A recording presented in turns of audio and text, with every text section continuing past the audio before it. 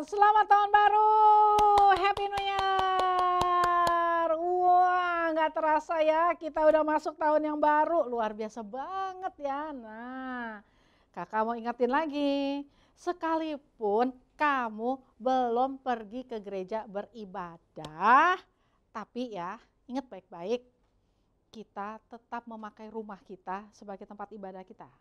Oleh sebab itu, kakak ingetin lagi, firman Tuhan kan ngomong begini loh, janganlah seorang pun menganggap kamu rendah karena kamu muda. Biarlah kamu jadi teladan di dalam apa?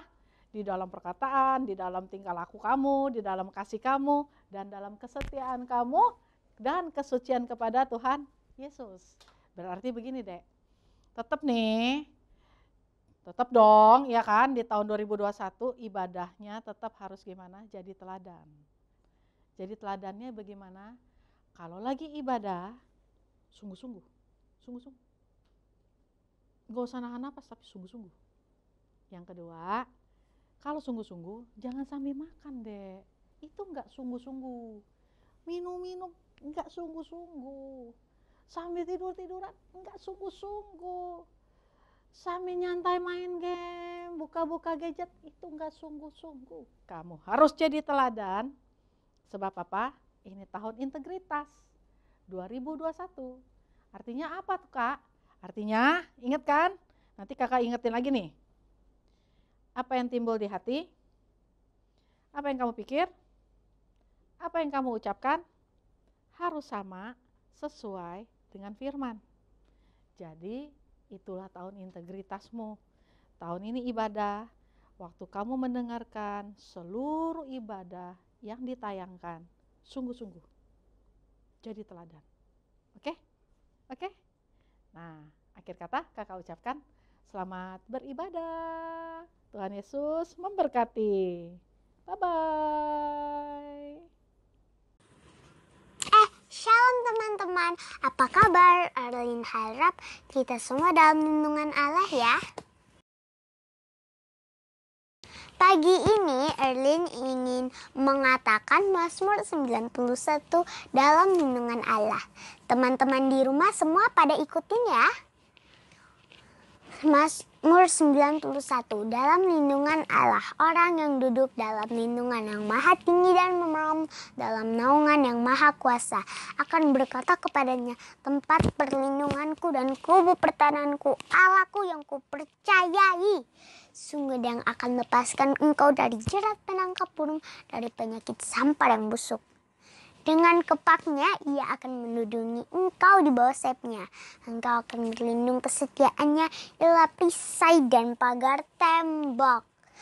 Engkau tahu saat takut terhadap kedahsyatan malam, terhadap panah yang terbang di waktu siang, terhadap penyakit sampar yang berjalan dalam gelap, terhadap penyakit menular dan mengamuk di waktu petang. Walau 1.000 orang rebah di sisimu dan 10.000 rebah di sebelah kananmu, tetapi itu tidak akan menimpamu. Engkau hanya menontonnya dengan matamu sendiri dan melihat pembalasan terhadap orang-orang fasik. Sebab Tuhan adalah tempat perlindungan yang maha tinggi, telah kau buat tempat perteduhanmu. Malapetaka tidak akan menimpa kamu, dan tulah tidak akan mendekat kepada kemahmu. Sebab malaikat-malaikatnya akan diperintahkannya kepadamu untuk menjaga engkau di segala jalanmu. Mereka akan menatang engkau di atas tangannya supaya kakimu jangan terantuk kepada batu. Singa dan ular tedung akan kau langkahi, engkau akan menginjak anak singa dan ular naga. Sungguh hatinya melekat kepadaku, maka aku akan emputkannya. Aku akan membentenginya sebab ia mengenal namaku. Bila ia berseru kepadaku, aku akan menjawab. Aku akan menyertainya dalam kesesakan. Aku akan meluputkannya dan memuliakannya. Dengan panjang umur akan kukenyangkan dia dan akan kuperlihatkan kepadanya keselamatan daripadaku. Shalom adik-adik. Nah, hari ini kakak mau ajak adik-adik semua untuk bangkit berdiri. Kita mau siapin hati kita, kaki kita, tangan kita untuk sama-sama memuji dan menyembah Tuhan. Kakak percaya adik-adik di rumah sudah siap mengikuti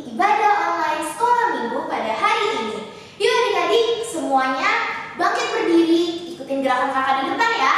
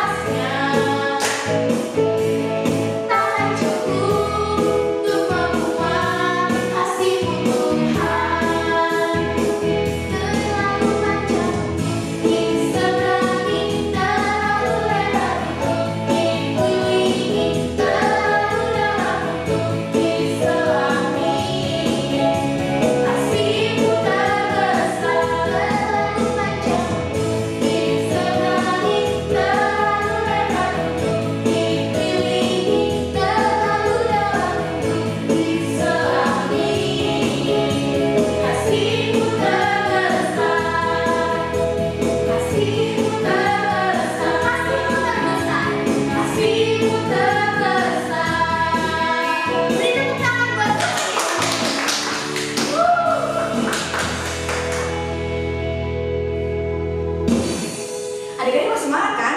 Tentunya pasti ya. Ayo kita sama-sama beri yang lebih terbaik lagi buat Tuhan Yesus. Kita muji dan menyembah Tuhan lebih sungguh-sungguh. Ayo kita beri yang terbaik.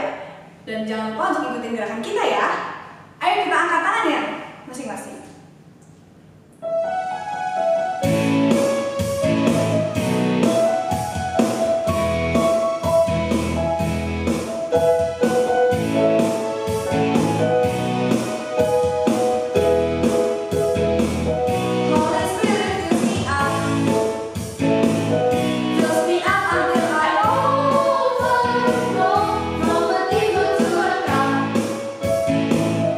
From a river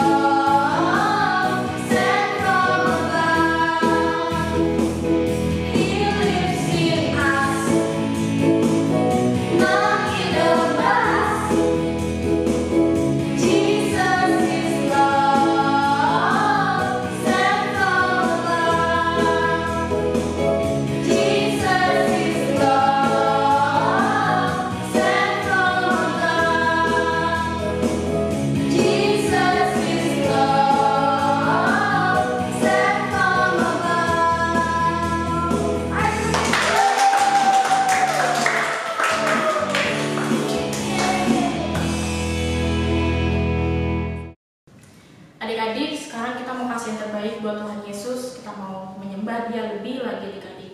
Kita kasih sikap kita yang terbaik yuk. Kita boleh duduk, kita boleh tutup mata kita angkat tangan kita buat Tuhan Yesus. Kita kasih yang terbaik bukan karena dilihat papa, mama, koko, cici, tapi karena kita memang mau kasih yang terbaik buat Tuhan Yesus. Kita mau mengucap syukur buat kebaikan Tuhan, karena kuasanya dan cintanya gak terbatas buat kita.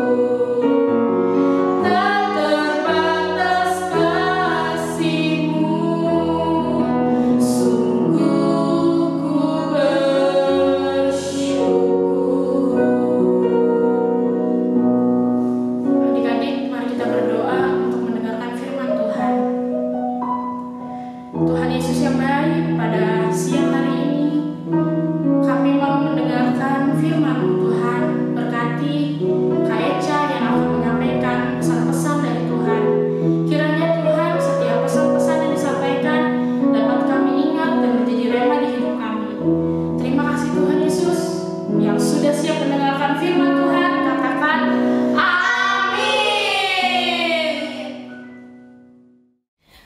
Shalom adik-adik. Siapa nih yang semangat? Wow, tidak terasa ya, kita udah masuk tahun 2021. Kita masuk bulan Januari di tahun yang baru. Kak Monik ingin mengucapkan selamat tahun baru buat adik-adik dan keluarga semua.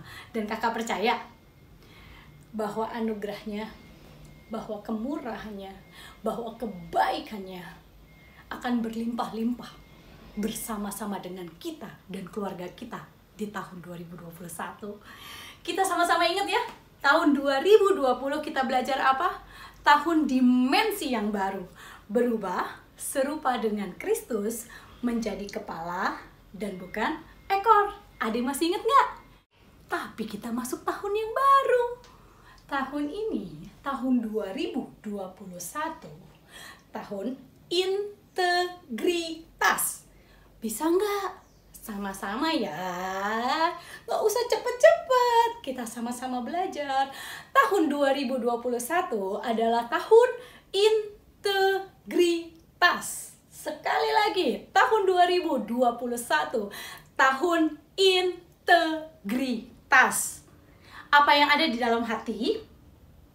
Apa yang ada di dalam pikiranmu?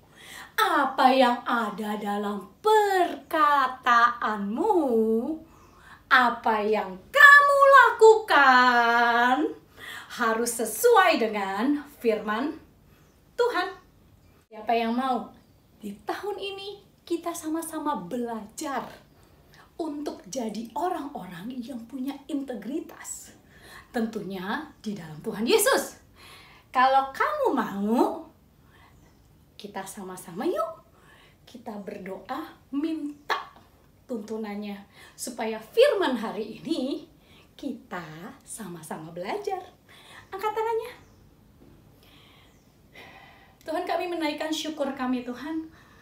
Sampai di tahun yang baru kami melihat tangan-Mu bekerja di dalam kami. Kami melihat pertolongan-Mu dinyatakan. Kami melihat Engkau Allah yang besar dan Engkau Allah yang baik. Walaupun kami tahu Tuhan, banyak yang terjadi di tahun 2020. Mungkin kami kehilangan orang-orang yang kami sayang. Mungkin kami kehilangan harapan. Tapi kami tahu, waktu kami berada di batu karang yang teguh, itulah harapan kami yang sesungguhnya. Bapa, di awal tahun ini Tuhan, kami ingin sama-sama belajar, baik yang didengar ataupun yang mendengar. Kami ingin Roh-Mu, hikmat-Mu, supaya kami bersama-sama belajar menjadi orang-orang yang punya integritas di dalam Engkau. Apa yang kami ada di dalam hati kami, apa yang ada di dalam pikiran kami, apa yang kami perkatakan, apa yang kami lakukan, semua sesuai dengan firman-Mu. Bapa, ajar kami Bapa, biarkan hikmat itu turun atas hamba-Mu dan adik-adikku, supaya kami bukan sekedar mendengar, tapi kami mengerti dan melakukan. Dalam nama Tuhan Yesus, sama-sama kita bilang, amin. Yes. Sekarang duduk yang manis. Siap dengar firman? Iya, kawan nih lihat semuanya udah duduk manis. Turunin kakinya, duduknya yang bagus. Iya. Makanya nanti dulu ya. Oke. 1 Timotius 4 ayat 12 berkata, jangan seorang pun menganggap engkau rendah karena engkau muda. Jadilah teladan bagi orang percaya di dalam perkataanmu, di dalam tingkah lakumu, di dalam kasihmu, di dalam kesetiaanmu, dan di dalam kesucianmu. Nah, hari ini kita mau belajar bagaimana kita bisa jadi teladan dalam perkataan kita. Pasti semua tahu dong, hari itu Daud jadi raja. Daud jadi raja. Bertahun-tahun dikejar sama Saul, diperangi sama Saul, diinginkan untuk meninggal, dibunuh oleh Saul. Tapi hari itu berbeda. Saul dan Jonathan sudah nggak ada. Daud sudah jadi raja Israel. Wow, hidup udah enak jadi raja. Tapi waktu dia bertahta jadi raja, Daud berkata begini, masihkah ada orang yang tinggal dari keluarga Saul? Maka aku akan menunjukkan kasih kepada mereka oleh karena Jonathan. Siapa Jonathan? Pasti denger dong cerita beberapa bulan sebelumnya. Daud dan Jonathan bersahabat. Daud dan Jonathan punya perjanjian. Daud mengasihi Jonathan. Jonathan mengasihi Daud. Dan Daud berjanji bahwa keturunan Jonathan, keturunan Saul akan Daud pelihara. Wow, itu berbeda banget pada masa itu. Pada masa itu, jika ada seorang raja baru, maka kebanyakan raja itu akan membunuh seluruh raja sebelumnya, keturunan raja sebelumnya. Kenapa? Karena jangan sampai mereka memberontak, akhirnya digulingkan tahtanya. Nah, tapi Daud beda. Daud memegang perjanjiannya dengan Jonathan. Dia ingat, dia panggil hambanya, cari ke seluruh negeri, adakah keturunan Saul? Kakak pikir ya hari itu, raja model apa itu? Biasanya orang seluruh negeri suruh cari keturunan raja sebelumnya untuk dihabisin. Tapi Daud bilang begini, aku hendak menunjukkan kasihku. Wow. Suatu hari, seorang hamba Saul, dahulu dia hamba Saul, dia datang. Namanya Ziba. Daud bertanya, adakah orang yang tinggal dari keturunan Saul yang kepadanya aku hendak menunjukkan kasih dari Allah? Lalu Ziba berkata, ada seorang anak Jonathan yang susah nih ngomongnya. Ada seorang anak Jonathan yang cacat kakinya, timpang. Namanya Mephibosheth, yang tinggal di Lodabar, di rumah Makir. Hah? Ada satu, kata Ziba, namanya Mephibosheth. Tahu arti Mephibosheth? Tahu arti nama Mephibosheth? Yang membuat malu. Dan dia tinggal di Lodabar. Arti Lodabar, tanpa harapan. Waktu Daud dengar itu, Daud gak begini, oh anak yang buat malu, oh udah tinggal di tempat yang namanya tanpa harapan, gak usah dipanggil. Beda, Daud bilang gini, panggil Mephibosheth, cepat kesini menghadap aku. Cepat-cepat Ziba kembali ke hadapan Mephibosheth dan mengutarakan maksud Daud. Mephibosheth, segeralah pergi ke istana. Daud hendak berjumpa sama kamu.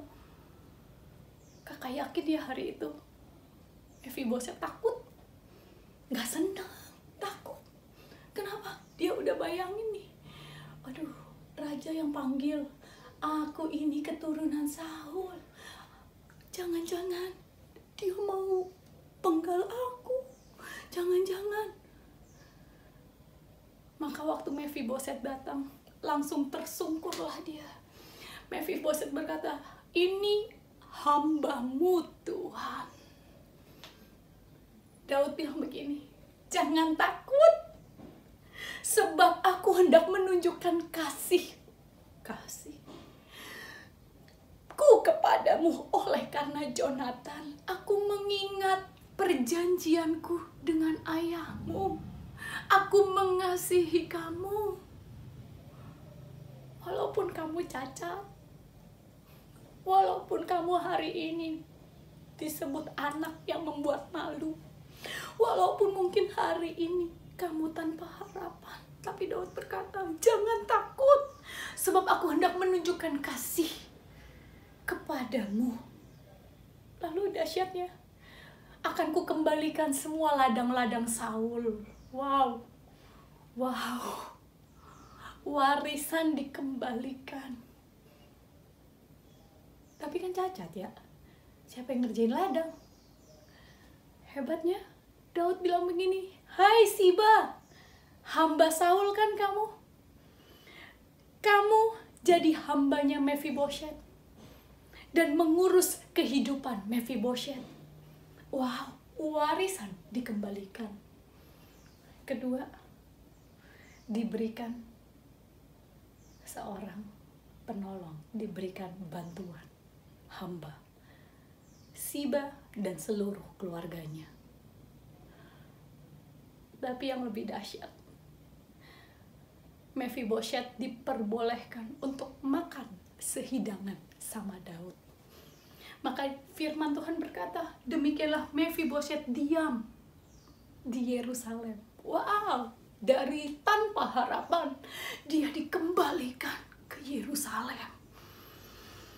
Dan ia tetap makan sehidangan dengan Daud. Dahsyat ya. Daud berjanji. Bisa sih dia pura-pura lupa. Bisa sih dia bilang gini, ya udahlah, Jonatan udah mati kan? Jonatan udah nggak ada. Perjanjianku dengan Jonatan, bukan dengan Mephibosheth.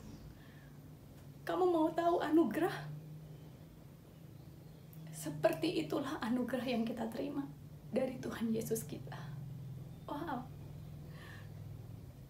Perjanjian Allah kita berjanji untuk menyelamatkan kita. Allah kita berjanji bukan sekedar menyelamatkan, tetapi juga menyertai kita. Dia Allah yang memegang perjanjian-perjanjiannya. Firman-Nya berkata, Matius 24 ayat 35. Langit dan bumi akan berlalu, tetapi perkataanku tidak berlalu. Kita punya Allah yang dahsyat. Kita punya Allah yang memberikan anugerah. Kita punya Allah yang menepati janjinya.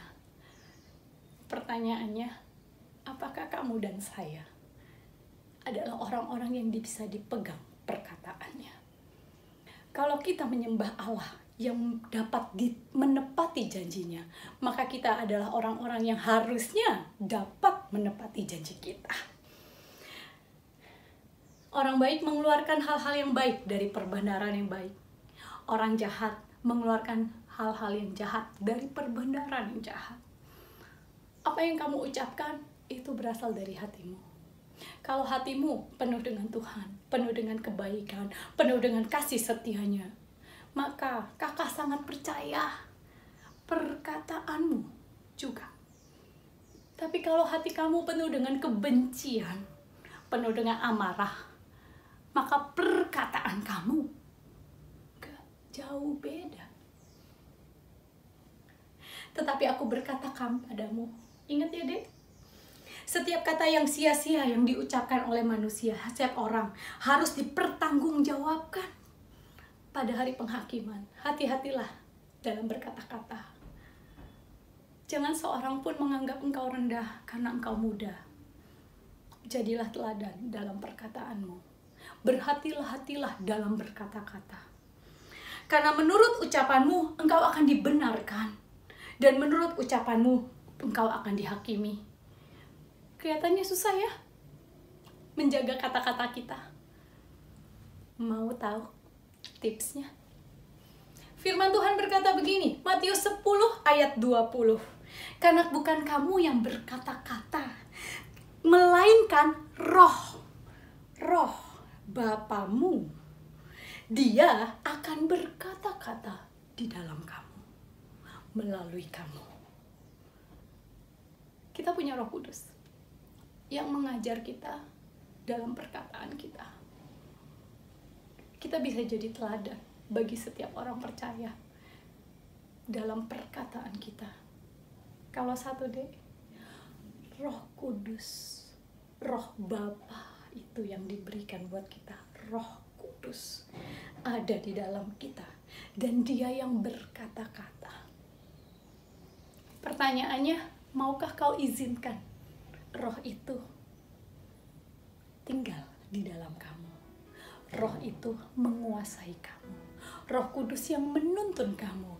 Roh Kudus yang mengambil alih perkataan kamu. Kalau kamu mau, yuk tutup matanya, angkat tangannya. Bapa kami tahu Tuhan, apa yang kami lakukan tidak bisa jika Roh-Mu tidak berada di dalam kami. Kami adalah orang-orang Tuhan yang berbuat kesalahan dalam mulut kami. Kami melakukan hal-hal yang tidak baik melalui mulut kami. Bapa, hari ini kami datang Tuhan, kami minta ampun untuk setiap perkataan sia-sia yang kami keluarkan, untuk setiap janji-janji konyol yang ternyata kami tidak bisa tepati, setiap umpatan-umpatan yang kami tahu harusnya tidak kami lakukan. Dan kami tahu Tuhan, Engkau Allah yang setia dan adil. Kami akui Tuhan kesalahan-kesalahan kami. Tapi lebih dari itu Tuhan, di tahun 2021, ajar kami Tuhan punya integritas dalam berkata-kata. Biar Roh Kudus ambil alih setiap perkataan kami. Kami mengizinkan Roh-Mu tinggal dan berkata-kata melalui kami. Penuhi adik-adikku Tuhan, ajar mereka hikmat-Mu, ajar mereka perkataan-perkataan-Mu, sehingga Tuhan apa yang ada di dalam hati kami, apa yang ada di dalam pikiran kami, apa yang kami katakan, apa yang kami lakukan akan sesuai dengan firman-Mu. Dalam nama Tuhan Yesus, kami percaya hamba-Mu selesai, tapi Engkau tidak selesai. Terima anugerah, terima hikmat, terima damai sejahtera, dan terima keperkasaan Tuhan yang ada di dalam nama Yesus, Anak Allah yang hidup. Dalam nama Tuhan Yesus. Sama-sama kita bilang amin.